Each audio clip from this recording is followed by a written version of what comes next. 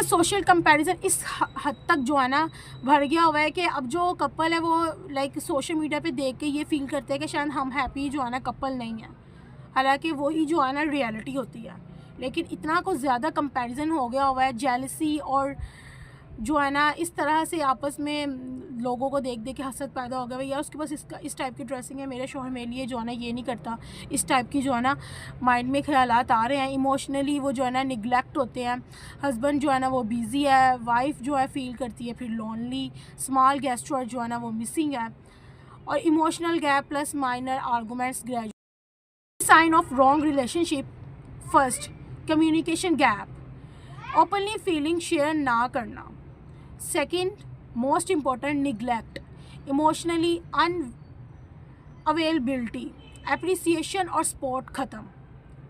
Third, constant criticism, small mistake पर over reaction. Fourth है lack of respect and boundaries, mutual respect ना होना, trust and intimacy weaken. External pressure, comparison, family friends social media comparison, ignoring spiritual and moral guidance, daily prayers, duas, moral discussion ignore.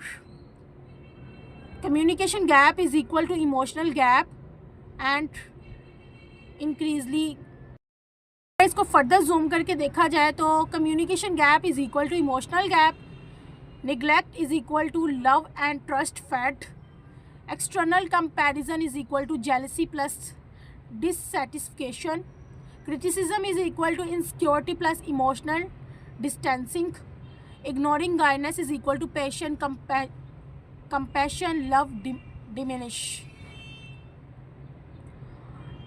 Most important जो है ना practical इसका solution क्या है? Open and honest communication, daily 15 to 20 minutes discussion, thoughts, feeling, worries, avoid blame